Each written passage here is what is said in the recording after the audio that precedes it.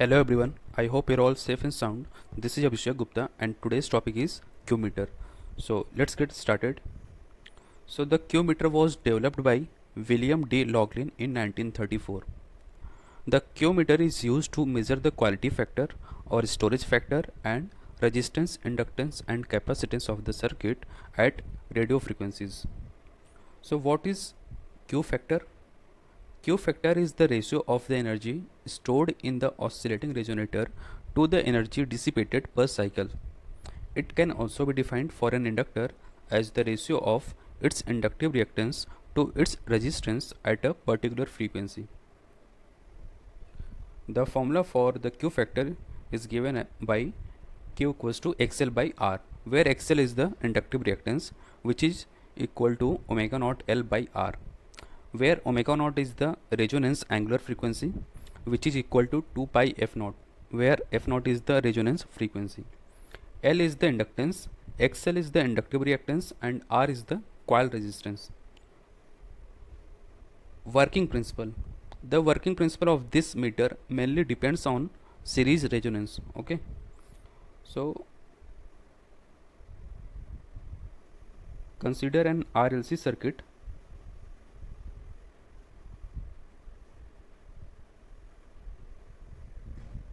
This is an RLC circuit.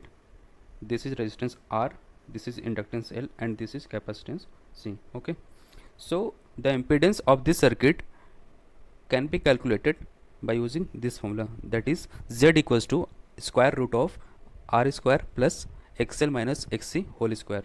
Okay, where XL is the inductive reactance and XC is the capacitive reactance. Okay, so at resonance what will happen?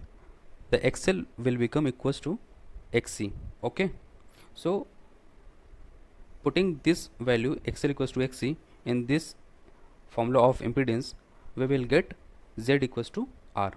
Okay, so let us assume a current I is flowing in this circuit. So I will be E by R. Okay, or we can also write E equals to IR. Okay, so from equation 1, multiplying I on both the sides, we will get IXL equals to IXC. Okay, what is IXL? IXL is nothing but the voltage drop across the inductor and IXC is nothing but the voltage drop across the capacitor. Then it will become IXL, which is EL, and IXC, which is EC. EL equals to EC. Okay, so the quality factor will become Q equals to XL by R or XC by R, because XL equals to XC. Okay, so multiplying I in both the numerator and denominator, we will get Q equals to IXL by IR. Similarly, IXC by IR. IXL is basically the voltage drop across the inductor, which is basically EL, and IR is the E. Okay, similarly IXC is EC and IR is E. Okay, so here is the circuit diagram of a Q meter. In this circuit there is an oscillator and two voltmeters are used. First is thermocouple voltmeter and second one is electronic voltmeter.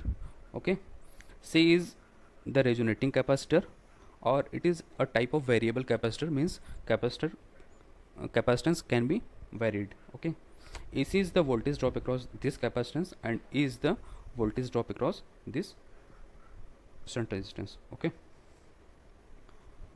so here is the working of the Q meter. This circuit is adjusted to resonance through changing the resonating capacitance. Then the oscillator is first set to the desired frequency and then the resonating capacitor is adjusted for maximum value of EC, and E and EC can be measured by thermocouple voltmeter and electronic voltmeter respectively. See in this figure,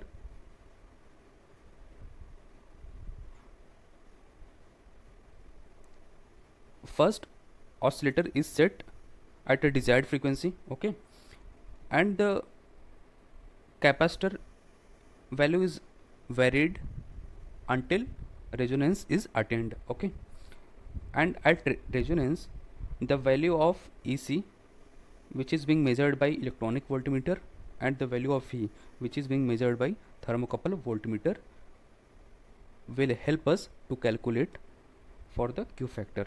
Okay, so Q factor can be calculated by using this formula, that is Q equals to EC by E. Okay, so here if the applied voltage E across the circuit is kept constant, then electronic voltmeter connected across the resonating capacitor can be calibrated to indicate quality factor directly.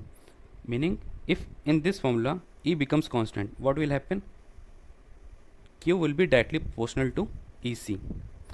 Means the voltage in the electronic voltmeter can be directly calibrated in terms of quality factor.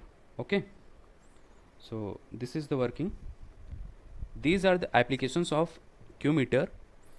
First, it is used to measure the quality factor of the inductor. Second is the characteristics impedance can be measured. Third, it is used to measure small capacitor values. Fourth is the inductance, effective resistance and self capacitance can be measured. And last is the it is also used for the measurement of bandwidth. Thank you.